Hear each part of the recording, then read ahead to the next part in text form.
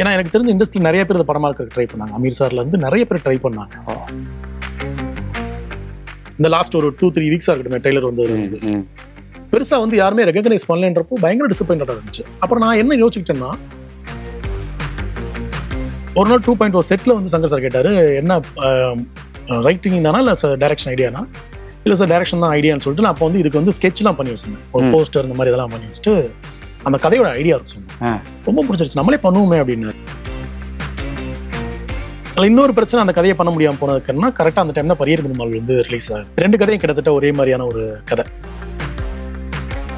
உப்பு நாய்கள் வந்தப்ப டிகே கேட்டாரு, தியாகராஜ குமாராஜா கேட்டாரு. ஆனால் நான் என்ன சொன்னேன்னா, தமிழ் சினிமாவில் ரைட்டர்ஸ்க்கு பெரிய தேவை இருக்கு, ஆனால் மரியாதை ரொம்ப குறைவா இருக்கு. சமையல் எண்ணெய் மற்றும் உணவுப் பொருள் ஏற்றுமதியில் 20 ஆண்டு கால அனுபவம் பெற்ற ஸ்டார் எக்ஸ்போர்ட் ஹவுஸ் கயல் ஆக்ரோ ஃபுட்ஸ். வணக்கம்.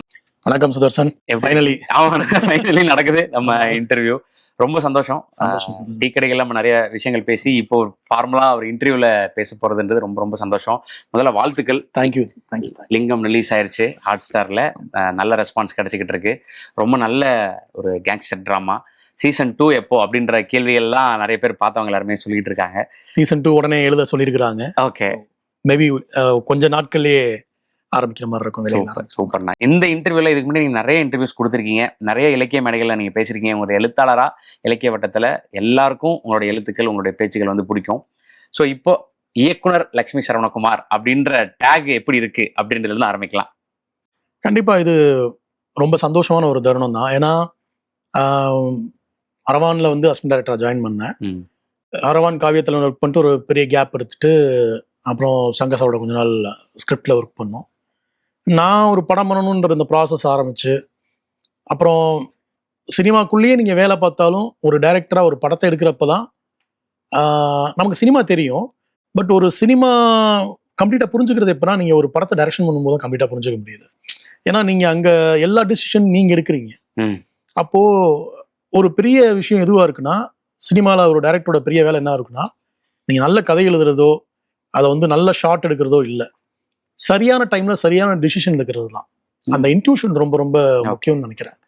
அப்போ சக்ஸஸ்ஃபுல்லான ஒரு டைரக்டரோட ரொம்ப அவங்களோட அடிப்படையான இதுவாக என்னவா இருக்குன்னா, அவங்களோட இன்ட்யூஷன் தான். ஒரு விஷயத்தை வந்து எந்த நேரத்தில் என்ன மாதிரி முடிவு எடுக்கிறோன்றது இருக்கு இல்லையா, அந்த திறமை ரொம்ப ரொம்ப முக்கியமான திறமைன்னு நினைக்கிறேன். அது வந்து என்னன்னா, டைரக்ஷன் பண்ணும்போது ஆன் வெரி ஃபர்ஸ்ட் டே அதை நான் வந்து புரிஞ்சுக்கிட்டேன். ஸோ அப்போ என்னன்னா, இந்த ப்ராசஸில் எகைன் இந்த கதை எழுத ஆரம்பிச்சு இந்த ரிலீஸ் ஆகிருக்கிற இந்த 2 நாளில் வந்து நான் என்ன புரிஞ்சுக்கிறேன்னா, சினிமாவை வந்து முழுசாக கற்றுக்கிறதுலாம் வந்து ஒரு லாங் ப்ராசஸ். இப்போதான் கொஞ்சம் கொஞ்சமாக நம்ம லேர்ன் பண்ண ஆரம்பிக்கிறோன்ற ஓட்டத்துக்கு வந்து நின்றுருக்கேன். ஓகே. ஏன்னா இது வரைக்கும் நீங்கள் படங்களில் ஒர்க் பண்ணாலும், பெரிய இயக்குநர்களோட டிஸ்கஷன் இந்த மாதிரி விஷயங்கள் இருந்தாலும், உங்களை அட்ரஸ் பண்ணும்போது வெளியே வந்து ரைட்டர் லட்சுமி சரவணகுமார், எழுத்தாளர் லட்சுமி சரவணகுமார் அப்படிதான் உங்களை சொல்லுவாங்க. ஏதாவது உங்களை பற்றி எழுதும் போதும் அப்படிதான் இருக்கும். ஏன்னா நிறைய சிறுகதைகள், நாவல்கள் எல்லாம் எழுதியிருக்கீங்க, வெவ்வேறு ஜானர்ஸில் இருந்திருக்கு.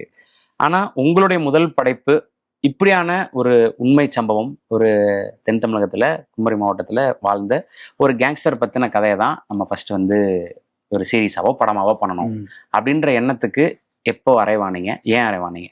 இல்லை, நம்ம முதல்ல வந்து விகடனில், ஜூனியர் விகடனில் வந்து 2ஆம் ஆட்டம் பண்ணுறதா தான் இருந்துச்சு. ஆனால் என்னன்னா, ரீஜனல் வெப் சீரிஸ்க்கு இவ்வளோ பெரிய பட்ஜெட் வந்து ஓடிடி செலவு பண்ண அப்பையும் தயாராக இல்லை, இப்பயும் தயாராக இல்லை.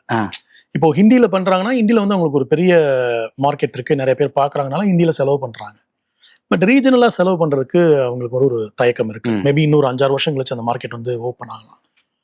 அப்போது அதற்கான தடைகள் இருந்ததுனால தான் ஸோ கொஞ்சம் ஒரு ஆவரேஜ் பட்ஜெட்டில் வந்து பண்ணிட முடியுன்றது வந்து லிங்கம் கதை வந்துட்டு. இல்லாது நம்மக்கிட்ட வந்து இந்த ரைட்ஸ் இருந்தது, விகடனில் வந்து இந்த ரைட்ஸ் இருந்ததுனால இப்போ இதை பண்ணலாமான்னு இங்கே நம்ம ப்ரொடக்ஷனில் கேட்டாங்க. சரின்னு சொல்லிட்டு நான் முன்னாடி அந்த கதையை படிச்சிருக்கிறேன். ஏன்னா எனக்கு தெரிஞ்ச இண்டஸ்ட்ரியில் நிறைய பேர் இந்த படமா இருக்க ட்ரை பண்ணாங்க. அமீர் சார்ல இருந்து நிறைய பேர் ட்ரை பண்ணாங்க. என்னோட நண்பரே ஒருத்தர் வந்து என்கிட்ட அப்ரோச் பண்ணியிருக்காரு, பாலாஜின்னு சொல்லிட்டு, செல்வா சாரோட அசிஸ்டன்ட் செல்வராகவன் சொல்றேன், இதை நம்ம படமா பண்ணலாமான்னு சொல்லிட்டு அப்பயே நாங்கள் வந்து ஸ்கிரிப்டுக்காகலாம் ஒர்க் பண்ணோம். பட் அதெல்லாம் ஒர்க் அவுட் ஆகலை. பட் அதிர்ஷ்டவசமா அது என்கிட்ட வந்துச்சு. நமக்கு எப்பயுமே வந்து என்னன்னா, கதைகள் மேல எங்க நமக்கு ஒரு ஆர்வம் வருதுன்னா, ஒரு அண்டர் டாக் பிகம் ஹீரோன்னு ஒரு விஷயம் இருக்கு இல்லையா, அது எப்பயுமே எல்லா காலத்தையுமே ஒர்க் அவுட் ஆகக்கூடிய ஒரு விஷயம். ஆனால் இதில் கூடுதலாக என்ன இருக்குன்னா, எந்த தப்புமே பண்ணாத ஒருத்தன் சூழ்நிலையால் ஒரு குற்றவாளி ஆகிறான்ற ஒரு எல்லா காலத்துக்கும் பொருந்தக்கூடிய உலகம் முழுக்க பொருந்தக்கூடிய ஒரு யூனிவர்சலான ஐடியா. இது வந்து எனக்கு ரொம்ப பிடிச்சிருந்தது. அப்போ படிச்சு முடிச்சதுக்கு அப்புறம் ஓகே இதை நம்ம பண்ணுவோம், இதை நம்மளோட கதையை அதை வந்து பண்ணுவோம், இந்த ஐடியாவை மட்டும் எடுத்துட்டு நம்மளோட கதையாக ஒன்று ஒர்க் பண்ணுவோம்னு சொல்லிட்டு அங்கேருந்து ட்ராவல் பண்ண ஆரம்பிச்சது தான். ஓகே. பட் உங்களுடைய ஃபர்ஸ்ட் படைப்பு நீங்கள் ரெண்டமாட்டம் இப்போ சமீபமாக ஜூனியர் விடனில் வந்தது, அதை நீங்கள் படமாக்கணும்னு நினச்சிங்கன்றது எனக்கு புரியுது. பட் இப்படி ஒரு சினிமா பண்ணணும் அப்படின்னு உங்களுக்கு ஒரு எண்ணம் இருந்திருக்கும்ல நீங்கள் சினிமாக்குள்ளே வரும்போது, அரவானில் வசம்பரன் சார்ட்ட ஒர்க் பண்ணும்போது, அது என்ன மாதிரியான ஐடியாவாக இருந்தது இல்லை ஜானராக இருந்தது? ஏன்னா இப்போ ரைட்டராக இருக்கிறதுனாலயே இல்லை வந்து நிறைய படிக்கிறதுனாலே நமக்கு என்ன ஒரு எக்ஸ்பெக்டேஷன் சினிமாக்குள்ளே வருதுன்னா, ஒரு அசிஸ்டன்ட் டைரக்டர் இருந்த காலத்தில் நம்ம நிறைய ஃபாரின் ஃபிலிம்ஸை பார்த்துட்டு அந்த மாதிரி ரொம்ப சீரியஸான ஒரு ஃபிலிம் எடுக்கணும் அப்படின்ற ஒரு ஆசையில் தான் வந்து முதல் படத்தை ட்ரை பண்ணுவோம். எனக்கு ஞாபகம் இருக்கு 2015-14 பீரியட்ல நான் ஒரு கதையை வச்சுட்டு ட்ரை பண்ணேன். இங்கே தமிழில் வந்து அது ஒர்க் அவுட் ஆகும்னு சொல்லி மலையாளத்துல தான் ட்ரை பண்ணேன். அது என்னன்னா அந்த கரடி வச்சுருப்பாங்க இல்லையா, கரடியை வச்சுட்டு தாயத்து ஊர்ல கூட்டிட்டு வருவாங்க. அப்படி கரடி வித்த காட்டக்கூடிய தாயத்தை விற்கக்கூடிய ஒருத்தனோட கதை, அதை படமா பண்ணணும் அப்படின்னு. இப்போ யோசிச்சு பார்த்தா அந்த கதையை என்ன தைரியத்துல வந்து நான் வந்து படமாக்கணும்னு நினைச்சேன் அப்படின்னு எனக்கு தெரியல. அது ஒரு நாவலா எழுதக்கூடிய ஒரு விஷயம். ஓகே. அப்போ அப்படிதான் வந்து நான் நினைச்சிட்டு இருந்தேன். அதுக்கு அடுத்து ஒரு கதை எழுதுனேன், தகப்பன் கொடின்னு சொல்லிட்டு. அது ஆக்சுவலா அதுதான் ஃபர்ஸ்ட் படமா இருந்திருக்கணும். அது ஆல்மோஸ்ட் எல்லாம் கூடி வந்து ஆரம்பிச்சிருன்ற இடத்துல வந்து நடக்கல. ஓகே. நடக்கல. கமிட் ஆயிட்டீங்க. ஆனா இல்ல, அது என்னன்னா 2.0 சமயத்துல சங்கர்ஷோட ஒர்க் பண்ணும்போது அப்பதான் இம்சைரசன் 2 வந்து பேசிட்டு இருந்தாங்க, அனௌன்ஸும் பண்ணாங்க. இம்சைரசன் 2 ஸ்கிரிப்ட் கன்சல்டன்டா இருந்தேன் நான். அதுலயும் நீங்க ஒர்க் பண்ணீங்களா? கன்சல்டன்டா, ஸ்கிரிப்ட் கன்சல்டன்டா இருந்தேன். அப்போ ஒரு நாள் 2.0 செட்ல வந்து சங்கர் சார் கேட்டாரு, என்ன ரைட்டிங் தானா இல்ல டைரக்ஷன் ஐடியானா? இல்லை சார் டைரக்ஷன் தான் ஐடியான்னு சொல்லிட்டு நான் அப்போ வந்து இதுக்கு வந்து ஸ்கெட்ச்லாம் பண்ணி வச்சிருந்தேன், ஒரு போஸ்டர் இந்த மாதிரி இதெல்லாம் பண்ணி வச்சுட்டு அந்த கதையோட ஐடியா இருக்கு சொன்னேன். ரொம்ப பிடிச்சிருச்சு, நம்மளே பண்ணுவோமே அப்படின்னு. அவர் என்ன ஐடியா இருந்துச்சுன்னா, இம்சைரசன் 2 வந்து ஒரு வேளை ஒர்க் அவுட் ஆகி ரிலீஸ் ஆயிருந்து நல்லா போயிருந்துச்சுன்னா அடுத்ததான் நம்ம வந்து அவருக்கு படம் பண்ற மாதிரி ஒரு ஆமா அப்படி ஒரு இது இருந்தது. பட் அது நடக்கல. இம்சைரசன் வந்து சில பிரச்சனைகள்னால வந்து டேக் ஆஃப் ஆகல. அப்புறம் அவருக்கு அந்த ப்ரொடக்ஷன் ஐடியாலே இல்ல. நம்ம அப்படி இருக்கிற இடத்துல போய் நம்ம போய் வந்து அவர்கிட்ட கேட்கறது வந்து ஆரம்பம் இல்லை. அதில் இன்னொரு பிரச்சனை, அந்த கதையை பண்ண முடியாமல் போனதுக்குன்னா கரெக்டாக அந்த டைம் தான் பரியர் பெருமாள் வந்து ரிலீஸ் ஆகுது. 2 கதையும் கிட்டத்தட்ட ஒரே மாதிரியான ஒரு கதை. இதுல வந்து அதுல வந்து அப்பா வந்து ஒரு தெருக்கூத்து கலைஞர், இங்க வந்து அப்பா வந்து ஒரு சவர தொழிலாளி. மற்றபடி 2மே ஒரே கதை. அப்போ அந்த கதையை வந்து கைவிட வேண்டியதாயிருச்சு. அதுக்கப்புறம் இன்னொரு கதை பண்ணேன். அதை படமாக்கணும்னு நினைக்கிற நேரத்துல தான் 2ஆம் மட்டம் தொடர், இந்த கோவிட் இந்த டைம்ல வந்தது. கோவிட் டைம்ல தான் 2ஆம் மட்டம் எழுத ஆரம்பிச்சேன். 2ஆம் மட்டம் எழுதுனதே வந்து பெரிய நெருக்கடி. ஏன்னா அரியலூர் ஹாஸ்பிட்டல்ல எங்க அம்மா வந்து சீரியஸா இருக்கிறாங்க. திருச்சி காவேரியில என் ஒய்ஃப்க்கு சர்ஜரி ஒரே டைம்ல. இப்போ எக்கனாமிக்கலா வந்து பெரிய நெருக்கடி. இருந்து வெயில் கூப்பிட்டு நமக்கு ஒரு தொடர் எழுதிங்களான்னாரு. இருங்கன்னு சொல்லிட்டு போன்ல வந்து டைப் பண்ணி ஃபர்ஸ்ட் எபிசோட் அனுப்பிச்சேன், கன்டினியூ பண்ணுங்கன்ட்டாரு. அங்க ஹாஸ்பிட்டல் உட்காந்து அந்த ஃபர்ஸ்ட் 4 எபிசோட்ஸ் ஹாஸ்பிட்டல் உட்காந்து எழுதினேன். இப்ப நமக்கு என்னன்னா அந்த மாதிரியான ஒரு காலகட்டத்துல நெருக்கடியான, ஏன்னா 2ஆம் மட்டத்தை வந்து நான் சொன்ன நடுவில் பண்ண அடுத்த கதைன்றது 2ஆம் மட்டத்தோட செகண்ட் கதை இருக்கு இல்லையா, செல்வம் கதை இருக்கு இல்லையா, செல்வம் கதையை படம் பண்ணுன்றதுதான் ஐடியா. 2ஆம் மட்டம் நாவலா எழுதுற ஐடியாவே கிடையாது. இதை தொடர எழுத ஆரம்பிக்கும் போது செல்வம் கதை வந்து அதை மட்டும் வச்சு எழுத முடியாது. அப்போ இதுக்கு வந்து ரூட்ல இன்னும் போகணும், கீழே போகும்போது தான் 60s இருந்து அந்த கதையை ஒர்க் பண்ணி எழுத ஆரம்பிச்சேன். அப்படி இதானதுதான் முதல் படமா நம்ம ஒண்ணு நினைக்கிறோம் இல்லையா, இதை தான் எடுக்கணும் அப்படின்னு. அதை பெரும்பாலான நாட்கள் எடுக்கிறது இல்லை. மேபி 2வது 3வது படமா எடுத்துடுறாங்க, சில பேர் எடுக்கிறதே இல்லை. எனக்கு என்னன்னா இப்போ நான் அப்படி பார்க்கல. இன்னைக்கு நமக்கு ஒரு தாட் ப்ராசஸ் இருக்கு, 2026 ஒரு தாட் ப்ராசஸ் இருக்கு. 2027 அது பழசாயிட்டா நான் அப்டேட் ஆயிட்டேன்னு அர்த்தம். இன்னும் கொஞ்சம் பெட்டர் அந்த உலகத்தையும் மனிதர்களையும் புரிஞ்சுக்கிட்டேன்னு அர்த்தம். அப்படிதான் நான் பாக்குறேன். இப்ப ஒரு 10 வருஷத்துக்கு முன்னாடி எழுதின கதையே இன்னைக்கு நான் ஒன்றும் இல்லை, என்கிட்ட நிறைய பேர் கேட்பாங்க, உங்க நாவல் இவ்வளவு இருக்கே ஏன் படம் பண்ண மாட்டீங்க அப்படின்னு. எனக்கு அதுல தயக்கம் இருக்கு. இப்போ பூனாயில எடுத்து படம் பண்றதுக்கு ஏன் எனக்கு தயக்கம் இருக்குன்னா, அதுல நிறைய விஷயங்கள்ல ஃபிளா இருக்கு. அதை அப்படியே பண்ண முடியாது. வேற ஒன்னாதான் எழுதி போகணும். வேற ஒன்னா எழுதி பண்றதுக்கு இன்னொரு கதையை எழுதிட்டு போயிடலாமே. சோ அப்படிதான் தோணுது எனக்கு. என்னன்னா முதல் படம்ன்றது அது அமைஞ்சா முதல் படம், அப்படி இல்லைன்னா அதை தூக்கி வச்சுட்டு அடுத்த கதைக்கு போயிடணும். அப்படி பாக்குறப்போ லிங்கம் வந்து சரியான டைம்ல கிடைச்சதா நான் நினைக்கிறேன். சூப்பர்ண்ணா. இப்போ நீங்க சொன்ன பதில இருந்து எனக்கு ஒரு கேள்வி தோணுது. உங்கள்கிட்ட கேட்கறது வந்து உங்க நாவலே படமாக்கலாமே அப்படின்னு. உங்க நாவலை படமாக்குறதுக்கு நிறைய பேர் கேட்டிருப்பாங்களே. அது நிறைய. அப்போ உங்களுடைய இது என்னவா இருந்தது? சிலது இப்படி நடக்கல தான் எனக்கு தெரிஞ்சு. ஆமா, எனக்கு ஆக்சுவலா வந்து உப்பு நாய்கள் வந்தப்ப டிகே கேட்டாரு, தியாகராஜ குமாராஜா கேட்டாரு. ஆனா நான் என்ன சொன்னேன்னா, ஆரண்ய கண்டம் வந்திருக்கு, மறுபடியும் அதே மாதிரி ஒரு கதை அப்படின்னா அப்புறம் அவர் நீங்களே பண்ணுங்க அப்படின்னாரு. ஓகே, மேபி அப்ப நான் பண்ணியிருந்திருக்கலாம். சொன்னது நான் சொன்ன உப்பு நாய்கள் நாவல் வந்த அந்த பீரியட்ல. அண்ட் கானகன் வந்தப்ப நிறைய பேர் கேட்டிருக்காங்க. 2015 கானகன் 2013. ஓகே, நிறைய பேர் கேட்டிருக்காங்க. அப்பயும் அது நடக்கல. ஏன்னா கானகன் மாதிரி ஒரு பெரிய படத்தை வந்து நம்ம ஃபர்ஸ்ட் டெபியூவா அந்த படத்தை பண்ண முடியாது. தென் கொமரோ வந்தப்ப எங்க டேரக்டர் கேட்டாரு, கொமரோ நான் படமா பண்ணுறேன் கேட்டாரு. பண்ணுங்க சார் அப்படின்னு. பட் என்னன்னா அவருக்கு வந்து அப்ப வந்து ஜெயில் பண்ணி அநீதி பண்ணி அந்த இதுக்குள்ள இருந்தாலும் அவரால் வந்து அது மறுபடியும் ரெண்டாம் மட்டம் கேட்கவே வேணாம். நிறைய பேர் வந்து தொடர் வரும்போதே நிறைய பேர் கேட்டாங்க. ஆனா என்னன்னா ரெண்டாம் மட்டம் நான் பண்ணணும்னு ஏன் ஸ்டெப்பா நான் நின்னேன்னா, வேற யாராவது பண்ணா உண்மையிலே நல்ல கமர்ஷியல் படமா அதை பண்ணிட முடியும். பட் என்னோட பிளட் அண்ட் ஸ்வெட் அதுல இருக்கு. அப்போ நான் பண்ணும்போது அதோட அவுட்புட் இன்னும் கொஞ்சம் வேற மாதிரி வரும்ன்றதுனால ஒரு பக்கமா நான் இது பண்ணேன். இப்போ யோசிக்கிறப்போ ஒருவேளை வந்து ரெண்டாம் மட்டத்தை கொடுத்துருக்கலாமோன்னு கூட இப்போ தோணுது. பாலா சார் கேட்டப்ப வந்து கொடுத்துருக்கலாமோ, இல்லை வேற யாராவது கேட்டப்ப கூட கொடுத்துருக்காமோன்னு எனக்கு தோணுது. அந்த கட்டத்தை நம்ம தாண்டிட்டோம். இப்போ நம்ம என்ன தோணுது இல்லை, இப்போ ஒரு கதை வந்து இப்போ அந்த கதை வந்து 4-5 வருஷம் ஆச்சு. இப்போ இந்த 4-5 வருஷத்துல அதுல இருக்க நல்ல மொமெண்ட்ஸ் வேற வேற படங்கள்ல நம்ம பார்த்துடுறோம். இப்போ திரும்ப நம்ம படமா இருக்கும்போது ஏன்னா இந்த இப்போ ஒரு சாதாரண ஆடியன்ஸ்க்கு, ஒரு சினிமா ஆடியன்ஸ்க்கு, ஏன்னா அதெல்லாம் இந்த சீன்லாம் வேற வேற படத்துல வந்து இடம் தான் பார்ப்பானே ஒழிய இது வந்து இவர் எழுதுன புத்தகத்துல இருக்கிறாங்கன்னு ஒரு சொல்ல மாதிரி ஒன்றும் இல்லை. லிங்கம் பார்க்குற வேற லாங்குவேஜ் ஆடியன்ஸ்க்கு, தெலுங்கு ஹிந்தி ஆடியன்ஸ்க்கு சில ரிவ்யூஸ்லாம் நான் பார்க்குறப்போ இது நிறைய சினிமாஸ்ல பார்த்த சீன்ஸ்லாம் இதுல இருக்கே, அவன் லைஃப்ல நடந்ததான நிறைய சினிமால எடுத்து வச்சிருக்காருன்னு நம்ம சொல்ல முடியாது. ஏன்னா அவங்களுக்கு அதெல்லாம் தெரியாது. தமிழ் ஆடியன்ஸ்க்கு அதுதான், இது இன்னொருத்தர் லைஃப்ல நடந்திருக்கு, இன்னொரு புத்தகத்துல இருந்து வந்திருக்குன்றலாம் அவங்களுக்கு இல்லை. ஃபர்ஸ்ட் எங்க படமா வந்திருக்கு, யார் எடுத்திருக்கான்றதான் விஷயம். கரெக்ட். இப்ப நாம பண்ணா அது ரிப்பீட்டேஷன் தான். எனக்கு அந்த கவலை தான், வேற ஒண்ணும் இல்லை. புரியுதுடா.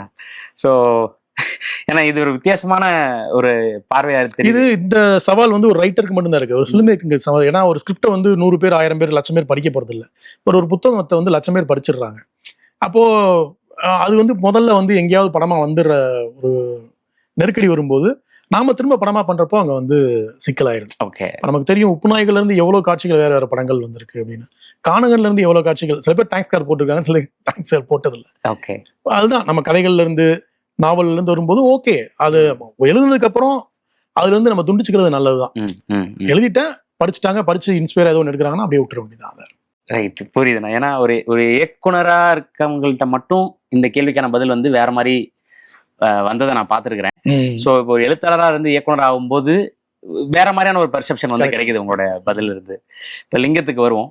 லிங்கம் வந்து நீங்க அதை பண்ணணும்னு உங்களுக்கு இன்ஸ்பயர் ஆயிடுச்சு. காரணம் அந்த லைன் ஒரு யூனிவர்சலா பொருந்தி போகக்கூடிய அந்த ஒரு ஐடியா. ஸோ அதை ஒரு ஸ்க்ரீன் பிளேவாக மாற்றுறதுன்றது ஒரு பெரிய டாஸ்க்கு. அது சம்மந்தமாக நீங்கள் நிறைய பேரை நீங்கள் மீட் பண்ணியிருந்திருப்பீங்க. லிங்கம் அவருக்கு கூட இருந்தவங்க, இல்லை அந்த சமயத்தில் போலீஸ் ஆஃபீஸராக இருந்தவங்க அப்படின்ட்டு. ஸோ அதை திரைக்கதையாக மாற்றுறதுல இருக்கக்கூடிய சவால்கள் பற்றி பேசலாம். அதே சமயம் அது ஒரு வெப்சீரிஸாக மாற்றுறது வந்து புது ஸ்ட்ரக்சரில். ஏன்னா படங்களுக்கு நம்ம இவ்வளோ படங்கள் பார்த்துருப்போம், நீங்கள் படங்களை வேலை செஞ்சுருக்கீங்க பெரிய பெரிய இயக்குநர்களோட போது உங்களுக்கு அதை காட்டிலும் இது ஒரு புது ஸ்ட்ரக்சருக்கு மாற்றும் போது இருந்தக்கூடிய சவால்கள் என்ன? முதல்ல என்னன்னா, ஒரு ரியல் லைஃப் ஸ்டோரி பண்ணும்போது நாம அந்த கதையில என்ன கால் எடுக்கிறோம், என்ன எத்திக்ஸ் அதுல சொல்ல போறோன்ற ஒரு எந்த கதையிலையுமே அது இருக்கு. அதுல ரியல் லைஃப் ஸ்டோரி சொல்லும்போது இன்னும் கூடுதலா இருக்கு. ஒருத்தர் ஹீரோவை காட்டணுன்றதுக்காகவே கூடுதலான விஷயங்களை சொல்லிடக்கூடாது, இன்னொருத்தரை வில்லனா காட்டணுன்றதுக்காகவே நிறைய தப்பான விஷயங்களையும் சொல்லிடக்கூடாது. அப்போ நான் முதல்ல அவரோட கபடி விஷயங்கள்ல இருந்தா நான் டிராவல் பண்ண ஆரம்பிச்சேன். ஆமா, இப்பயுமே என்னன்னா அவரோட கபடி லைஃப்பை தனியா ஒரு படமாவே எடுக்கலாம். இந்த சீரீஸ்ல நம்ம அந்த ஏரியாக்குள்ள நிறைய போவே இல்லை, சின்ன சீக்வன்ஸ். ஆமா, இப்ப அவரோட கேங்ஸ்டர் லைஃப்குள்ள நிறைய இருக்கிறோம். ஆனா கேங்ஸ்டர் ஆனதுக்கு அப்புறமும் ஈவன் வந்து அவரோட கடைசி அவரோட டெத்துக்கு முன்னாடி வரைக்குமே கூட ஜெயில இருந்து வெளியில வந்து எங்கெல்லாம் போய் கபடி விளையாடணும்லாம் அவருக்கு ஒரு ஷெடியூல் இருந்திருக்கு. அது அந்த விஷயத்த வந்து அவர் கூட கபடி விளையாண்டவங்க, அவங்களோட கபடிக்கு ரொம்ப தீவிரமான ஃபேனா இருந்தவங்க, அதை அவங்களாம் சொல்லி கேட்கிறப்போ அது பயங்கர சர்ப்ரைஸா இருந்துச்சு. இந்த லிங்கம் சம்பந்தப்பட்ட யாருமே சொல்லாத ஒரு கேரக்டர் வாத்தியார்னு ஒருத்தர். அவர் திருநெல்வேலி டிஸ்ட்ரிக்ட்ல ஒரு சின்ன கிராமத்தை சேர்ந்தவர். கபடி மேல ஒரு பைத்தியம் அவரு. லிங்கம் எங்க கபடி விளையாண்டாலும் அவர் போய் பார்க்க போயிருவார். ஒரு நல்ல கபடி பிளேயர்ஸை ரசிக்கக்கூடிய ஒரு ஆள். அவர் வந்து எப்படியாவது ஒரு ஜெயிலேருந்து வந்தோன்னு எங்கெல்லாம் கபடி விளாட கூட்டு போகணும்னு சொல்லிட்டு அவர் கடைசி வரைக்கும் ஒரு ஃபாலோ பண்ணிருக்காரு. கடைசி அவர் கொல்லப்படுறதுக்கு ஒரு வாரத்துக்கு முன்னாடி வரைக்கும் கூட அவரை போய் ஜெயிலில் வந்து பார்த்துக்கிறாரு. அப்படியான கேரக்டர்ஸ் எல்லாம் வந்து அவரோட கபடிக்காக வந்து நான் சொல்றது ஒரு உதாரணம் தான். அந்த மாதிரி ஏகப்பட்ட கேரக்டர்ஸ் வந்து அவரை பத்தி சொல்லி நான் வந்து கேள்விப்பட்டிருக்கிறேன். அவரோட மூமெண்ட்ஸை வந்து இன்ஸ்பயர் ஆகி அடாப்ட் பண்ணிக்கிட்டவங்க. இன்னைக்கு ஒரு பத்திரிகையோட இன்டர்வியூல மனத்தி கணேசன் சொல்லியிருக்கிறாரு, லிங்கத்துக்கிட்ட இருந்து நிறைய விஷயங்கள் சில நுணுக்கங்களை நான் வந்து அவர்கிட்ட இருந்து கத்துட்டு இருக்கேன் அப்படின்னு. கபடி விளையாடுறது. ஆமா, இப்படி அந்த காலகட்டத்தோட எந்த கபடி பிளேயரை நீங்க எடுத்துக்கிட்டாலும் லிங்கத்திட்ட இருந்து ஒரு டெக்னிக் நான் வந்து கத்துட்டு இருக்கேன் அப்படின்றத வந்து சொல்றாங்க. அப்படி இருந்த ஒரு கபடி பிளேயர் அப்போ இந்த ஆர்க் ஒன்று இருக்கு இல்லையா, இது எனக்கு ரொம்ப முக்கியமான ஆர்க் இருந்துச்சு. ஏன்னா நீங்க அதை பயன்படுத்தினாலும் பயன்படுத்தாட்டியும் கேங்ஸ்டர் ஆனதுக்கு அப்புறம் கூட தன்னோட பிசிக்கை மெயின்டைன் பண்றதுக்கும் தன்னோட மற்ற விஷயங்களை மெயின்டைன் பண்றதுக்கும் அவர் எப்படி ரெடியானான்றது இது தேவைப்படும். ஸோ மேபி அதை ஒரு தனி படமா பண்ணலாம். அவ்வளோ இன்ட்ரெஸ்டிங்கான ஒரு ஸ்டோரி இருக்காது. ஸோ இப்போ நீங்க லிங்கம் உங்களுக்கு எழுத்தா வந்துருச்சு, இப்போ நீங்க உங்க மனசுல இருந்த லிங்கத்தை நேர்ல பார்க்கணும் அப்படிங்கும்போது காஸ்டிங் அது எப்படி ஒர்க் ஆச்சு? ஏன்னா நீங்க இதில் நீங்க சொல்லும்போது தெரியுது அவரு இறக்குற வரைக்குமே தன்னை ஒரு ஸ்போர்ட்ஸ் பர்சனாக தான் அவர் வந்து நினைச்சுக்கிறாரு அப்படின்ட்டு. ஸோ அதுக்கு அந்த மாதிரியான காஸ்டிங் வேணும் இல்லையா? இப்போ உங்களுக்கு வெப் சீரிஸ்ல வந்து ஒரு ரீஜனல் வெப் சீரிஸ்ல பெரிய சேலஞ்ச் என்னன்னு கேட்டீங்கன்னா, நம்ம மைண்ட்ல வந்து ஒரு யானையை பெரிய யானையை கூட்டு வந்து அந்த யானையை வச்சு நம்ம வந்து ஒரு ஊர்வலம் நடத்த நமக்கு ஒரு ஆசை இருக்கலாம். ஆனா நம்ம ப்ராக்டிக்கலா சில விஷயங்களை யோசிக்கணும். ப்ராக்டிக்கலாவும் யோசிக்கணும், கேரக்டருக்கும் ஆப்டான ஆளா இருக்கணும், கரெக்டா பெர்ஃபார்ம் பண்ணணும், பிசிக்காவும் அதுக்கு ரெடி ஆகணும். இவ்வளோ சேலஞ்சஸ் இருக்கு. அப்போ இது எல்லாத்தையும் யோசிக்கிறப்போ எனக்கு முன்னாடி வந்த பெஸ்ட் சாய்ஸ் வந்து கதிர் தான். ஏன்னா இப்போ பரியேறும்பல் மாதிரி நீங்க ஒரு படம் பார்க்குறப்போ பாவண்டா அந்த பையன், இந்த பையனுக்கு இன்னும் கொஞ்சம் நல்லது நடந்தது. ரிதம்ல சொன்ன மாதிரி கார்த்திக் நீ ரொம்ப நல்ல பையன்பா, உனக்கு இன்னும் கொஞ்சம் நல்லது நடந்துக்கலாம் சொன்ன மாதிரி எனக்கு கதிரை பார்க்குறப்பலாம் அது தோணும், இப்போ நீ நல்ல மனுஷன், அவனுக்கு இன்னும் கொஞ்சம் நல்லது நடந்திருக்கலாம் அப்படின்னு. அதே கதிரை அவரோட ஃபர்ஸ்ட் படத்தில் நீங்க பார்த்தீங்கன்னா, மதியான கூட்டத்தில் நீங்க பார்த்தீங்கன்னா அங்க வேற ஒரு ஆளா இருப்பாப்ல. அது என்னன்னா ஒரு ஃபில்ம் மேக்கரோட விஷன். அது கதிர் மாதிரி ஒரு புது ஹீரோவை வச்சு ஒரு ஆக்ஷன் படம் பண்ணணும். ஆக்ஷன் இருக்கும், ரொம்ப ராவான ஒரு ஆக்ஷனா இருக்கும். நான் இந்த ரெண்டும் தான் எனக்கு பெரிய இன்ஸ்பிரேஷன். அதனாலதான் வந்து இந்த சீரீஸ்ல ஃபர்ஸ்ட் கார்டு வந்து விக்ரம் சுகுமாரனுக்கு வந்து ரிமெம்பரிங் போட்டேன். அப்புறம் இந்த கதையை வந்து கதிர்கிட்ட சொல்லி பண்ண சொன்னது விக்ரம் சுகுமாரன் தான்.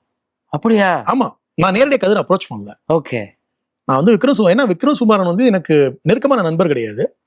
அவர் வெற்றி சாட்டை ஒர்க் பண்ணும்போது ஒரு புத்தகம் அவருக்கு கிடைக்கலன்னு சொல்லி வேற நண்பர் மூலமா எனக்கு ஃபோன் பண்ணி நான் அப்போ சொன்னேன், நான் வந்து தரேங்க அப்படின்னேன். இல்லை நீங்கள் ரைட்டர், நீங்கள் வந்து என்னை பார்க்கக்கூடாது, நான் வந்து உங்களை பார்க்குறேன்னு சொல்லி லோக்கல் ட்ரெயின் ஏறி பல்லாவரத்தில் வீட்டுக்கு வந்துட்டாப்ல. எனக்கு பயங்கர சர்ப்ரைஸாக இருந்துச்சு, ஒரு ஈகோ இல்லாத ஒரு மனுஷன் அப்படின்னு. அப்புறம் இப்படி ஒரு விஷயம் பண்ண போறோம்னு சொன்னோன்னா உடனே அவர் கதிர்கிட்ட பேசி அவர் முக்கியமான ரைட்டர் நீ பண்ணுன்னு சொன்னோன்னா அப்புறம் கதிர் வந்து மீட் பண்ணாப்ல, கதை கேட்டாப்ல, உடனே ஓகே சொல்லிட்டாப்ல. சூப்பர். ஸோ அப்போ இந்த ப்ராஜெக்ட் செட் ஆனதுல அவருக்கு ஒரு பங்கு, விக்ரம் சுகுமாரனுக்கு ஒரு பங்கு. நான் எங்கேருந்து கதிர் இது வேணும் அப்படின்னு முடிவு பண்ணேன்னா, மதையானை கூட்டமும் கதிரால பண்ண முடியும், பரியேறு பெருமாளும் பண்ண முடியும். எல்லாரும் வந்து பரியேறு பெருமாள் மட்டும் சொல்லிட்டே இருப்பாங்க. பட் வந்து நீங்க மதையான கூட்டம் பார்த்தீங்கன்னா அந்த ஸ்லாங் ரொம்ப பர்ஃபெக்டா இருக்கும். அதில் வந்து அவரோட பாடி லாங்குவேஜ், ஒரு மதுரையில் இருக்கிற அந்த சமூகத்து பையனுக்கு என்ன பாடி லாங்குவேஜ் இருக்குமோ, என்ன மேனரிசம் இருக்குமோ, அது எல்லாமே கரெக்டாக இருக்கும். நான் நினைச்சது என்னன்னா, ஒரு மதுரை ஆளாவும் அந்த அவருக்கு வந்து கரெக்டாக மேட்ச் பண்ண முடியும், ஒரு திருநெல்வேலி ஆளாவும் மேட்ச் பண்ண முடியும்னா அப்போ கன்னியாகுமரியோட ஒரு கபடி பிளேயராக வந்து ரொம்ப ஈஸியாக வந்து நம்ம வந்து ஒரு இதுக்குள்ள கொண்டு வந்துடலாம் அப்படின்னு தான் இது பண்ணேன். ஆனால் இப்போ சேனல் சைடு அவங்க திரும்ப திரும்ப கேள்வி கேட்டு இருந்ததுன்னா, ஒரு மாதிரி சின்ன பையனா இருப்பாரு, அவர் பிசிக்கா அப்படி வந்துருவாரு அப்படின்னா வந்துருவாரு, நீங்க வெயிட் பண்ணுங்கன்னு சொல்லிட்டு அப்புறம் அவருக்கு நிறைய கொஞ்சம் முடியெல்லாம் வளர்க்க வச்சு, அவருக்கு அந்த கொஞ்சம் தாடிலாம் வளர்க்க வச்சு ஒரு மாதிரி ரெடி பண்ணி அவர் லுக்கெல்லாம் செட் பண்ணி காட்டவும் சாட்டிஸ்ஃபைட் ஆட்டாங்க. ஓகே. ஒன்ஸ் அவர் அரைவ் ஆனதுக்கப்புறம் அவர் கொஞ்சம் கொஞ்சமா வந்து இந்த கேரக்டருக்குள்ள வந்து தன்னை வந்து பொருத்திக்கிட்டா அப்படி. ஸோ அப்படிதான் வந்து கதிர் லிங்கமானது. அதே மாதிரி அவருக்கு நிகரான ஒரு கேரக்டர்ல சத்யான்னு அறியப்படுற சாகிர் அவர் வந்து நடிச்சிருக்கிறாரு. அவர் இப்ப படங்கள்லாம் நடிக்கிறதே இல்லை, இருந்தாலும் அவர் நல்ல நல்ல அமரக்கவரை மாதிரியான நல்ல படங்கள்லாம் கொடுத்துரும் கூட சினிமா கொஞ்சம் விலகியே இருந்தாரு. அவரும் நீங்க கூட்டிட்டு வந்திருக்கீங்க, ஒரு ஃப்ரெண்ட், ஒரு எதிரி, என்ன வேணாலும் சொல்லலாம் அவரை, அந்த லிங்கன்ற கேரக்டருக்கு. அவர் எப்படி காஸ்ட் பண்ணீங்க? இதுல திருன்ற கேரக்டர்ல வராரு. லிங்கம் தவிர்த்து எல்லார் பேரையுமே நான் வந்து மாத்திருக்கீங்க. ஆமா ஆமா, ஏன்னா முன்னாடியே சொன்ன மாதிரி நிறைய கேரக்டர்ஸ் இன்னும் உயிரோட இருக்கிறாங்க. ஓகே. ஏதோ ஒரு வகையில அவங்களை சங்கடப்படுத்திடக்கூடாது. நாம ஏன்னா என்ன இருந்தாலும் நாம வந்து எடுக்கிறது வந்து ஒரு ஃபிக்ஷன், நம்ம டாக்குமெண்ட் எடுக்கல. நாம எடுக்கிறது ஒரு வெப் சீரிஸ், இது ஒரு ஃபிக்ஷன். ஃபிக்ஷன். இதுல அப்புறம் நீங்க யோசிச்சு பாருங்களேன், 100% உண்மை அடாப்டர் ஃப்ரம் ரியல் லைஃப் அப்படின்னு நம்ம சொல்றோம்ல, 100% உண்மை நம்ம எதை வச்சு 100% உண்மைன்னு சொல்றோம்? இப்ப சுதர்சனை பத்தி சுதர்சனை 100% உண்மை சொல்ல முடியாது. கரெக்ட். அப்போ ஒரு ஃபில்ம் மேக்கர் வெளியில இருந்து பாக்குறப்ப எப்படி 100% உண்மையை சொல்ல முடியும்? Correct. எல்லா கதையுமே ஃபிக்ஷன் தான், எல்லா ஃபிலிமுமே ஃபிக்ஷன் தான். அப்போ இன்னும் ஒரு ஜாகிர் எப்படி வந்தாருன்னா, ஒன்ஸ் பிரசாந்த் வந்து இல்ல ஷோ ரன்னரா வந்ததுக்கு அப்புறம் பிரசாந்த் வந்து ரெக்கமெண்ட் பண்ணாப்ல. அப்ப நான் போய் நேரில் போய் பார்த்தேன். கொஞ்சம் லீனா நிறைய தாடியோட ஒரு மாதிரி இருந்தாப்ல. ஆனா எனக்கு வந்து உடனே என்ன பிடிச்சுன்னா, ஒரு பணக்கார வீட்டு பையன் எப்படி இருப்பாரோ அது இருந்துச்சு. ரெண்டாவது எதை பத்தியும் பெருசா கேர் பண்ணாத, அந்த கேரக்டருக்கு என்ன தேவையோ அந்த பாடி லாங்குவேஜ் இருந்தது, ஒரு மேனரிசம் இருந்தது. தென் ஓகே இவர் சரியா இருப்பாருன்னு சொல்லிட்டு முடிவு பண்ணோம். ஒன்ஸ் வந்து நாங்க என்னன்னா, முதல்ல எடுத்தோடனே அவங்க அந்த ஃபர்ஸ்ட் எபிசோட்ல வர அந்த கபடி சாங் இருக்கு இல்லையா, அதை ஷூட் பண்ணோம். ஓகே. அப்ப ஷூட் பண்ணும்போதே அதுக்குள்ள ஃப்ரெண்ட்ஷிப் இருக்கும், அந்த சின்ன ஒரு ஈகோ இருக்கும், எல்லாமே இருக்கும். அது ரெண்டுமே ஒர்க் அவுட் ஆயிருச்சு.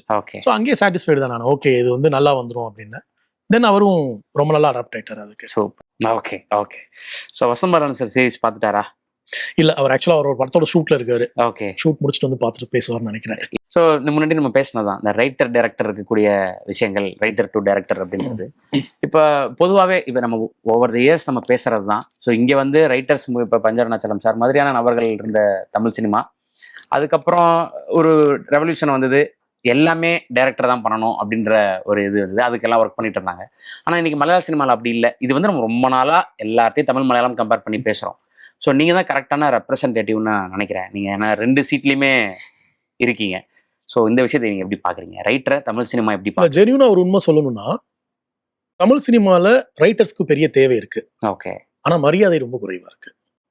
ஓகே. இது ஒரு உண்மை, யாருமே மறுக்க முடியாத ஒரு உண்மை. மரியாதை என்ன சொன்னா, சம்பள விஷயத்துல மட்டும் இல்லை, எல்லா விஷயத்துலையுமே. ரெண்டாவது, இப்போ நம்ம ஒரு விஷயம் சொல்றோம் இல்லையா, மலையாளத்துல நல்ல ரைட்டர்ஸ் வந்து சினிமா எடுக்கிறாங்க அப்படின்னு. மலையாளத்துல ரைட்டர்ஸ் வந்து சினிமாவை குறைந்தபட்சமா கத்துக்கிறாங்க, ஸ்கிரீன் பிளேவை கத்துக்கிறாங்க, எடிட்டிங் கத்துக்கிறாங்க. தென் அவங்க சினிமாக்குள்ள வரும்போது அது ஈஸியா இருக்கு. ஓகே. தமிழ் ரைட்டர்ஸ் கிட்ட சில பிரச்சனை இருக்கு. சினிமாவை இன்னுமே வந்து அவங்க எல்லாத்துக்குமே தன்னோட கதைகள் வந்து சினிமாவாக்கப்படணும், நம்ம சினிமாவுக்கு போகணும்னு ஆசைன்னு நிறைய ரைட்டர்ஸ் ஆசை இருக்கு. ஆனா அதுக்கு அவங்க டைம் செலவு பண்றதோ எஃபர்ட் போடுறதுக்கோ அவங்க விரும்புறது இல்லை. நான் ஒரு கதை எழுதி கொடுத்துருவேன், என் வேலை அதோட முடிஞ்சுன்னு நினைக்கிறாங்க. கதை எழுதுறது அது வேற, அது சினிமாவுக்கு அடாப்ட் ஆகுமா ஆகாதா, அப்படி அடாப்ட் ஆனா அதுக்கு நம்ம என்ன பண்ணணும், அந்த ப்ராசஸ்க்குள்ள வரதுக்கு தயாரா இல்லை நிறைய பேர். இப்போ தமிழ் பிரபா ஒர்க் பண்றாரு, அவர் நாவல் எழுதுறாரு, ஸ்கிரீன் பிளேவும் இது பண்றாரு. அவர் கொஞ்சம் கொஞ்சமா அவர் வந்து மெச்சூர்ட் ஆகிறத நம்ம வந்து கண் கூட பார்க்க முடியுது, அவரோட ரைட்டிங்லயும் சரி ஸ்கிரீன் பிளேலையும் சரி. அப்படி ஒரு சிலர் தான் வந்து அதுக்கான ஒரு எஃபர்ட் பண்ணி போடுறாங்க. இப்போ நான் வந்து ஸ்கிரீன் பிளே கத்துக்கிட்டேன்னா, வசந்தபாலன் சார்ட்ட ஒர்க் பண்ணேன், எனக்கு வந்து ஒரு டிஸ்கஷன்ல என்ன நடக்குதுன்னு தெரியுது, அங்கிருந்து கத்துக்கிறேன். படம் எடுக்கிறதுல என்ன ப்ராசஸ் நடக்கும், நம்ம எழுதுறது ஒண்ணு, எடுக்கிறப்ப அது என்னவா மாறுது, எடுத்ததுக்கப்புறம் எடிட்ல என்னவா மாறுது, இப்படின்னு இவ்வளோ ப்ராசஸையும் நம்ம வந்து லேர்ன் பண்ண வேண்டியதா இருக்கு. இப்போ இவ்வளோ ப்ராசஸையும் லேர்ன் பண்ணிட்டு, இப்போ நான் அரவான் ஒர்க் பண்ணிட்டு கானகன் எழுதுறப்போ என்னோட ரைட்டிங்ல அது பெருசா சப்போர்ட் பண்ணுது. ஒரு விஷயத்தை எங்க சொல்லணும், எப்படி சொல்லணும், எவ்வளவு சொல்லணும்ன்ற ஒரு இது வருது. அப்போ இது வந்து என்னன்னா, ஒரு ஆர்ட் ஃபார்ம்ல இருந்து நீங்க ஒன்று கத்துக்கிறீங்க, அதை இன்னொரு ஆர்ட் ஃபார்ம்ல பயன்படுத்திக்கிறீங்க. இப்போ ஒரு நல்ல கதையை சொல்லணும், அதை எவ்வளவு டெப்தா சொல்லணும் நீங்க ரைட்டரா கத்துக்கிட்டீங்கன்னா, அதை வந்து எவ்வளவு சுவாரஸ்யமா சொல்லணும்னு சினிமால வந்து கத்துக்க முடியும். இது ரெண்டையும் பேலன்ஸா வச்சுக்க வேண்டியது ரொம்ப முக்கியம். அப்போ இங்க என்ன தேவை இருக்குன்னா, இந்த டெம்ப்ளேட்டான ஸ்டோரிஸ்ல இருந்து வெளியில வந்து புது கதைகள் சொல்றதுக்கு நல்ல ரைட்டரோட பங்களிப்பு தேவைப்படுது. ஆனா அது மட்டுமே பத்தாது. ஓகே. அதை தாண்டி இப்போ நானே என்ன நினைக்கிறேன்னா, இப்போ லிங்கம் வந்ததுக்கு அப்புறம் நம்ம இன்னும் ஸ்கிரீன் பிளே கரெக்டா கத்துக்கணும். இப்போ இன்னும் ஃபிலிம் மேக்கிங் இன்னும் மெச்சூர்டா வந்து ஒரு விஷயத்த வந்து இவ்வளோ இன்னும் சில காட்சிகளை பார்க்குறப்போ இவ்வளோ ஸ்பூன் ஃபீட் பண்ண வேணாம், இன்னும் விஷுவலா வந்து நம்ம சொல்ல பழகணும். இப்போ நம்ம ரிலீஸுக்கு ஒரு 4 நாள் முன்னாடி பாலன்னு ஒரு படம் ரிலீஸ் ஆகுது. அந்த படத்தை பார்க்குறப்ப எனக்கு ரொம்ப கூச்சமா இருக்கு. இவ்வளோ மெச்சூர்டான ஒரு ஃபிலிம் மேக்கிங் நம்ம வந்து இப்படி படம் எடுக்கணும் நம்ம சொல்றதுக்கே கூச்சப்படணுமே. ஒரு ஃபர்ஸ்ட் ஃப்ரேம்ல இருந்து ஒருத்தன் கதை சொல்றான், இப்போ நம்ம இன்னும் எவ்வளவு தூரத்துக்கு நம்ம வந்து நம்மளை வந்து பக்குவப்படுத்திக்க வேண்டியது, எவ்வளவு கத்துக்க வேண்டியது இருக்கு அப்படின்னு. அப்போ நான் என்ன நினைக்கிறேன், ஒரு ரைட்டராகவும் சரி ஃபிலிம் மேக்கராகவும் சரி நம்ம நிறைய பேர்கிட்ட இருந்து இந்த மாதிரி நல்ல விஷயங்களை வந்து கத்துக்க வேண்டியது இருக்கு. இப்போ இங்க என்ன நடக்க வேண்டிய தேவையா இருக்குன்னா, ஃபிலிம் மேக்கர்ஸ் இன்னும் கூடுதலா லிட்ரேச்சர் வாசிக்க வேண்டியது இருக்கு, லிட்ரேச்சர் இலக்கியவாதிகளோட இன்னும் உரையாட வேண்டியிருக்கு. லிட்ரேச்சர்ல இருக்கிற சினிமா மேல நிஜமாவே ஆர்வம் இருக்கக்கூடிய, சினிமால வேலை பார்க்கணும்னு ஆசை இருக்கக்கூடிய ஆட்கள் ஃபிலிம் மேக்கர்ஸோட பேச வேண்டிய ஒரு தேவை இருக்கு. இது நம்ம நினைக்கிறோம் இல்லையா, இப்போ எல்லா புத்தக ரிலீஸ்லயும் நம்ம ஆளுங்க வந்து மறக்காம வந்து டைரக்டர்ஸ், சினிமா டைரக்டர்ஸ் கூப்பிட்டுருவாங்க. ஆமா, அது வந்து என்னன்னா புத்தகம் விற்கணுன்றதுக்கான ஒரு விசிபிலிட்டி, அது விசிபிலிட்டிக்காக மட்டும்தான் இருக்கு. அதை தாண்டி டிஸ்கஷன் என்ன நடக்குன்னு பார்த்தா ஒண்ணுமே நடக்கிறது இல்ல. ரொம்ப கம்மியா தான் நடக்குது. ஆனா கதை படிச்சுட்டு இப்போ உங்கள்ட்ட டைரக்டர்ஸ் பேசுற மாதிரி அப்படிலாம் நடக்குதான். இல்ல, அது இப்ப நான் வந்து சினிமால ஒர்க் பண்றதுனால நடக்கிறது. நான் வந்து தொடர்ச்சியா நான் படங்கள்லயும் ஒர்க் பண்றதுனால அது நடக்குது. கன்னடா ஃபிலிம்ஸ்க்கு வந்து டிஸ்கஷன் போறேன், தெலுங்கு ஃபிலிம்ஸ்க்கு டிஸ்கஷன் போயிருக்கேன். இப்போ போறது இல்ல. இப்போ அதன் வழியா இப்ப நம்ம வேற தமிழ்ல சில திரைப்படங்களுக்கும் ஸ்கிரிப்ட் ஒர்க் பண்றோம். அதன் வழியா சில டைரக்டர்ஸும் நம்ம வந்து டிஸ்கஷன்ல ஒர்க் பண்றோம். இது வேற. ஆனா ஃபுல் டைம் ரைட்டரா இப்போ வேற ஒரு வேலை பார்ப்பாங்க, ரைட்டரா இருப்பாங்க. அப்படி ரைட்டர்ஸா இருக்கும் கூட நிறைய ஃபிலிம் மேக்கர்ஸ் வந்து சேர்ந்து டிஸ்கஷனுக்கு ஒர்க் பண்றது இல்ல. ஏன்னா அவங்களுக்கு வந்து சினிமாவோட பேசிக் டெக்கரம் ஒன்று தெரிஞ்சிருக்க வேண்டிய தேவை இருக்கு. இதுதான் இந்த பிரச்சனைகள்லாம். இப்போ இந்த பேரியர்ஸ்லாம் தாண்டி வந்துட்டா நமக்கு இன்னும் ஆரோக்கியமான ஒரு சூழல் உருவாகும். இப்போ இந்த உரையாடல் வர்றதுனாலதான் இப்போ சினிமாக்குள்ள ரைட்டர்ஸ்க்கு மரியாதை குறைவா இருக்குன்றது இல்லையா, அது நடக்குது. ஒருவேளை இதெல்லாம் கொஞ்சம் உடஞ்சு வந்துட்டா இன்னும் நிறைய ரைட்டர்ஸ் வந்து சினிமாக்குள்ள வந்தாங்கன்னா சினிமா இன்னும் ஆரோக்கியமா மாறும். ரைட்டருக்கு இன்னும் ஒரு பெட்டரான பிளேஸ் இங்க இருக்கும். பிரச்சனை அங்கேயும் இருக்கு. ஒன்றும் இல்லை, இப்போ எனக்கு வந்து ஒரு டைரக்டர் வந்து அப்ரோச் பண்றாரு. எப்போ லிங்கம் ஷூட்லாம் முடிஞ்சிருச்சு. அப்ரோச் அவர்கிட்ட ஒரு ஐடியா இருக்கு, அதை வந்து ஸ்கிரிப்டா எழுதணும். ஓகே பண்ணலாம், ஒரு 2 லட்சம் வாங்கிக்கங்க அப்படின்னாரு. எனக்கு ஒன்றுமே புரியலங்க அப்படின்னேன். அட்வான்ஸ் எதுவும் சொல்றீங்களா? இல்லை 2 லட்ச ரூபா வாங்கிக்கங்க, எனக்கு எழுதி கொடுத்துருங்க அப்படின்னாரு. எனக்கு சிரிப்பு வந்துருச்சு. இப்போ என்கிட்ட ஒரு வேலை சொல்லி கேட்குறீங்க, அந்த வேலைக்கான கூலி என்ன நான் தானே முடிவு பண்ணேன். அப்போ எனக்கு அது புரியல. அப்ப நான் சொல்ல, எப்படிங்க நீங்க அதை முடிவு பண்றீங்க? இல்ல, நம்ம ப்ரொடியூசர் வந்து ரைட்டர்ஸை பெருசா விரும்ப மாட்டாரு. நான் வந்து எனக்கு வந்து உங்க ரைட்டிங் பிடிக்கும், அப்புறம் எனக்கு உடனே வந்து ஸ்கிரிப்ட் வேணும், அதனால வந்து அப்ரோச் பண்ணேன். அந்த அப்ரோச்சே எனக்கு வந்து ரொம்ப டிஸ்டர்ப் பண்ணுச்சுங்க. அந்த வேலையை பண்ணலன்னு வச்சுங்களேன். அப்போ என்னன்னா, இது மாறணும் அப்படின்னா நமக்கு வந்து ரைட்டர்ஸ் நிறைய பேர் சினிமாவுக்கு வரணும், இந்த ஃபார்மை கொஞ்சம் கத்துக்கணும். இங்க நிறைய படங்கள்ல வேலை பார்த்தா இவங்களால வந்து இன்னும் கான்ட்ரிபியூட் பண்ண முடியும், இன்னும் பெட்டர் ஃபிலிம்ஸ் இங்க வந்து வரும் அப்படின்ற ஒரு நம்பிக்கை வரும். அப்படி வந்தா மட்டும்தான் அது ரைட்டர்ஸ் சினிமால வந்து சக்சஸ்ஃபுல்லான ஒரு இடத்துக்கு வர முடியும். அப்படி இல்லைன்னா, இப்போ என்கிட்ட எல்லாருமே கேட்டாங்க, நீ தான் ரைட்டர் தானே, கதையை கொடுத்து சும்மா இருக்கணும், நீங்க டைரக்ஷன் பண்றீங்க அப்படின்னு. மறுபடியும் 2ஆம் மட்டத்துக்கே வருவோம். இப்போ நீங்க 2ஆம் மட்டம் எடுக்கணும்னு விரும்புறீங்க, என்கிட்ட கேட்குறீங்க. ஒரு 2 பார்ட் ஃபில்மா பண்ணலாம். ஃபர்ஸ்ட் ஜென்ரேஷன் கதை ஒன்று, செகண்ட் ஜென்ரேஷன் கதை ஒன்று, 2 பார்ட் ஃபில்மா பண்ணலாம். 2மே பெரிய பட்ஜெட் படம். எனக்கு ஒரு 2 கோடி ரூபா கொடுத்துருங்க, புத்தகத்தோட ரைட்ஸ் கொடுத்துருங்க அப்படின்னு கேட்டா யாராவது கொடுப்பாங்களா? நியாயமா கேட்கிறேன் நான். அதுக்கு அவ்வளோ பெரிய பிஸ்னஸ் இருக்கு. ஒரு 2 கோடி ரூபா உங்களால் கதைக்கு செலவு பண்ண முடியுமா? செலவு பண்ண முடியல. ஏன் செலவு பண்ண முடியல? ஆனா ஒரு ஒரு கரியர் ஆரம்பிக்கிற ஒரு ஹீரோ ஒரே ஒரு படம் ஹிட் கொடுத்தா அடுத்த படத்துல அவருக்கு ஒரு பெரிய சம்பளம் கொடுக்க முடியுது. அப்போ இங்க பிசினஸ் வந்து கதையா ஹீரோவா? இதுதான் கேள்வி. அப்போ நான் ஏன் வந்து ஃபிலிம் பணம், இப்ப பணத்துக்காக தான், அப்ப எல்லாருமே பணத்துக்காக தான் சினிமாக்கு வரும். ஒரு ஆசை வந்து நம்ம இன்னொரு ஃபார்மேட்ல கதை சொல்லணும் அப்படின்றது. அப்போ நான் காலம் முழுக்க கதை சொல்லிட்டே இருந்தேன்னா நான் என்னோட அடிப்படை தேவையை எப்ப சரி பண்றது? அப்புறம் இந்த கதைக்கு நான் நியாயமா ஒரு பணம் வந்து கிடைச்சா சரியா இருக்கும்னு நான் நினைக்கிறேன். அது கிடைச்சா கொடுக்க போறேன். நான் இப்பயும் சொல்றேன், 2 கோடி ரூபா கொடுத்தா 2ஆம் மட்டம் கொடுத்துறேன் யாருக்கு வேணும். எனக்கு இல்ல தம்பி, நான் என்ன கேட்கிறேன்னா, எனக்கு என்ன தலையெழுத்தா டே நைட் தூங்காம 4 வருஷம் வேலை பார்த்து ஒரு படத்தை எடுத்து கஷ்டப்பட்டு இது பண்றதுக்கு? கதையை நான் இன்னும் பெட்டரான கதைகள் எழுதுவேனே இந்த 4 வருஷத்துக்கு. புரியுது. அப்படி யோசிக்கலாமே லாஜிக்கா. எனக்கு 2 கோடி ரூபா கொடுங்க, 2 படம் இருங்க, அதை வச்சு நல்லா சம்பாதிங்க, அடுத்த கதையும் தர்றேன். அப்படி ஒரு டீலுக்கு வந்தா ரெடியா இருக்கேன் நான். எழுதிட்டு மட்டும் இருக்கேன், வாங்க ஒரு 2 லட்சம் ரூபா வாங்கிக்கிங்க, எழுதி கொடுங்கன்னா நமக்கு வந்து சிக்கலாம். புரியுதா? அப்போ ரைட்டர் சினிமால வர்றதுல ரைட்டர்ஸ்க்கும் நல்ல விஷயங்கள் நடக்கும், டைரக்டர்ஸ்க்கும் நல்ல விஷயம் நடக்கும், இண்டஸ்ட்ரிக்கும் நல்ல விஷயம் நடக்கும். ஆனா இது என்னன்னா, ஒரு தொடர்ச்சியான கான்வர்சேஷன் வழியா மட்டும்தான் உருவாக முடியும். சூப்பர்ண்ணா. ஏன்னா இது வரைக்கும் இப்போ ரைட்டரா இருக்கவங்கள அவங்களோட பாயிண்ட் ஆஃப் வியூல இருந்து மட்டும்தான் இது வரைக்கும் இந்த கேள்வி வந்து ஒரு டெம்ப்ளேட்டான ஒரு கேள்விதான். நான் கேட்ட ஒரு கேள்வி பழங்காலமா நம்ம பேசிட்டு இருக்கிறது. டைரக்டரா இருக்கவங்கள்ட்ட கேட்கும்போது ரெடியா தான் இருக்கேன், நல்ல கதை இருந்தா எடுத்துட்டு வாங்க, நம்ம பண்ணலாம், இன்னைக்கு ரைட்டர்ஸ்க்கான தேவைகள் நிறைய இருக்கு அப்படின்னு சொல்லிட்டு ஒரு டிப்ளமேட்டிக்கான பதில் சொல்லிட்டு போயிடுறாங்க. பட் 2 சீட்லயும் நீங்க இருக்கிறனால உங்களுடைய பதில் வந்து அதாமா, 2 பக்கத்துல இருக்கிற பிளஸையும் நம்ம சொல்லணும், 2 பக்கத்துல இருக்க மைனஸையும் சொல்லிதான். புரியுது. ஓகேண்ணா. இப்போ நீங்க ரைட்டரா இருந்துட்டு கதையோட டிஸ்கஷன்ல இருக்கும்போது அப்போ உங்களை இருக்கக்கூடிய டைரக்டர்ஸ் தமிழ் சினிமா ட்ரீட் பண்ற விஷயம் எப்படி இருந்தது? இல்ல, எனக்கு இது வரைக்கும் சோஃபார் வந்து ரொம்ப நல்ல அனுபவம் தான். ஓகே. சங்கசாவோட ஒர்க் பண்ணதா இருக்கட்டும், ஆக்சுவலாக இப்போ ராஜ்குமார் பெரியசாமி வந்து தனுஷ் ஒர்க் பண்ணுறாரு இல்லையா? ஆமா ஓம் இதுக்கு முன்னாடி வேற ஒரு கதை வந்து அவர் பண்றதா இருந்துச்சு. After Dhanush Amaran. After Amaran. Okay. But Amaran ரிலீஸ்க்கு முன்னாடியே அந்த டிஸ்கஷன், ஒரு சின்ன டிஸ்கஷன் எங்களுக்குள்ள இருந்துச்சு. நான் தான் அதில் ரைட் பண்ற மாதிரி இருந்தேன். ஓ. அவரோட ஒரு பண்ண ரொம்ப நல்ல எக்ஸ்பீரியன்ஸ் எனக்கு. ரொம்ப ஒரு சின்ன டைம் தான். பட் அவர் ரைட்டர் ரெஸ்பெக்ட் பண்ற விதம், அப்புறம் ஒரு ரெமுனரேஷனை தரேன்னு சொன்ன பணம்லாம் வந்து ரொம்ப பெரிய பணம். ஓ. எனக்கு சர்ப்ரைஸா இருந்துச்சு. ஓகே. அவர் வந்து எல்லா ஒர்க்கையும் தேடி தேடி படி, எல்லா ரைட்டர்ஸோட ஒர்க்கையும் தேடி தேடி படிக்கக்கூடிய ஒரு ஆளு, பயங்கர சென்சிபிளான ஒருத்தர். ஸோ அந்த மாதிரி நான் ஒர்க் பண்ண, நான் அதாவது நட்பின் அடிப்படையில் ஒர்க் பண்ண எல்லா டைரக்டர்ஸுமே தமிழ் மார்ஷல், அவரோட ஆக்சுவலா மார்ஷலுக்கு வந்து அவர் ரைட்டிங் கேட்டாரு. நம்ம அப்பதான் லிங்கம் ஷூட் ஆரம்பிச்சோம், அதனால வந்து ஒர்க் பண்ணல. பட் டிஸ்கஷன் வந்து அவர் கூட தமிழ்ல நிறைய படிக்கக்கூடிய ஒரு ஆளு. அப்புறம் நம்மள மாதிரி கிரவுண்ட்ல இருந்து வந்த ஒரு ஆளுனால ஒரு ரைட்டரோட எல்லா இதுவும் அவருக்கு தெரிஞ்சிருக்கு. ரெண்டாவது ஒரு மாதிரி பேலன்ஸ்டா இருப்பாரு. நிறைய பேரை சொல்லலாம் அந்த மாதிரி. அப்புறம் சில மோசமான அனுபவங்களும் இருக்கும். சரி, அது ஆப்வியஸா இருக்கும். அது வந்து ரைட்டருக்கு மட்டும் இல்ல, நடிகரா இருந்தாலும் டெக்னீஷியனா இருந்தாலும் யாரா இருந்தாலும் அது இருக்கும். எல்லாருக்குமே வந்து சினிமாவில் வந்து ஒரு 50% நல்ல விஷயம் இருந்தால் ஒரு 20% வந்து மோசமான அனுபவங்கள் இருக்க தான் செய்யும். பட் நான் என்ன நினைக்கிறேன்னா இது கொஞ்சம் பெட்டரா இருக்கு, நல்ல அனுபவங்கள் கொஞ்சம் பெட்டரா இருக்கு. ஓகே.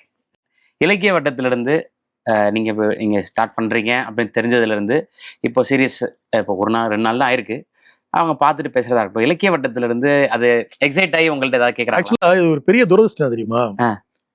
லிட்ரேச்சர்ல இருந்து சினிமாவுக்கு வந்தனால லிட்ரேச்சர்ல நான் அவுட் சைடர்.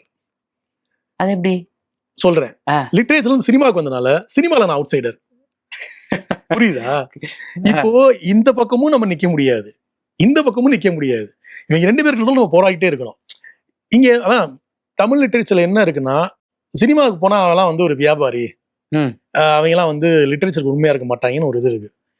சினிமா சைட்ல என்ன இது இருக்குன்னா, லிட்ரேச்சர்ல வந்து அவங்க கொஞ்சம் அகராதியா இருப்பாங்க, யாரையும் மதிக்க மாட்டாங்க அப்படின்னு. அப்படி எதுவுமே ரியாலிட்டி கிடையாது.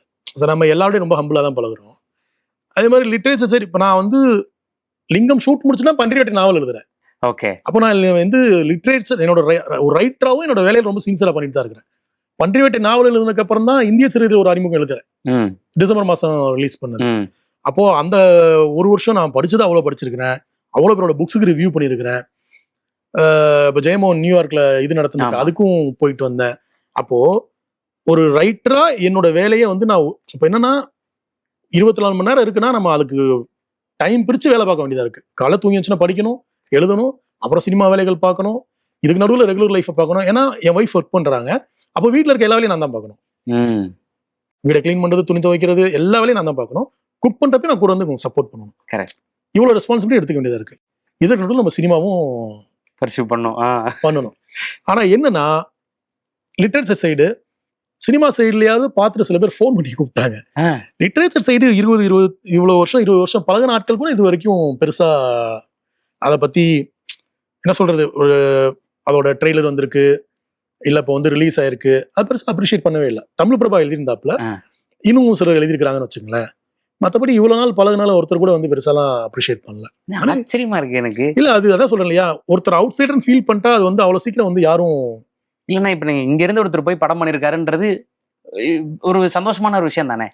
அப்படி எல்லாரும் எடுத்துக்கிறது இல்ல. இப்ப நான் சினிமால நான் ஏன் அவுட் சைடுன்னு சொல்றேன், இப்ப சீரிஸ் வந்துருச்சு, ஒரு சிலர் நண்பர்கள் வந்து பார்த்துட்டு ரொம்ப அப்ரிஷியேட் பண்ணாங்க. இப்ப பேச்சுலர் ஸ்டடீஸ் தமிழ் இப்படின்னு ஒரு சில நண்பர்கள் வந்து அப்ரிஷியேட் பண்ணாங்க. பட் ரொம்ப காலம் நம்ம கூட பழகின நண்பர்கள் ஒருத்தர் கூட வந்து இப்ப அசிஸ்டன்டா இருந்த காலத்துல இருந்து பழகிருப்போம் இல்லையா, அந்த மாதிரி ஆட்கள் ஒருத்தர் கூட இன்னும் ஒரு ட்ரெய்லர் வந்து கூப்பிட்டு பேசல, நீ ஒன்றும் பண்ண வேணாங்க, உங்களுக்கு பார்க்கறதுக்கு டைம் இல்லை, இல்லை ட்ரெய்லர் பார்த்து உங்களுக்கு பிடிக்கல, இல்லை சீரியஸே பிடிக்கல, ஆனால் ரிலீஸ் அன்னைக்கு அதை வந்து ஒரு போஸ்ட் ஷேர் பண்ணி விஷ் பண்ணுறது வந்து ஒன்றுமே குறைஞ்சிருக்க மாட்டோம். ஓகே.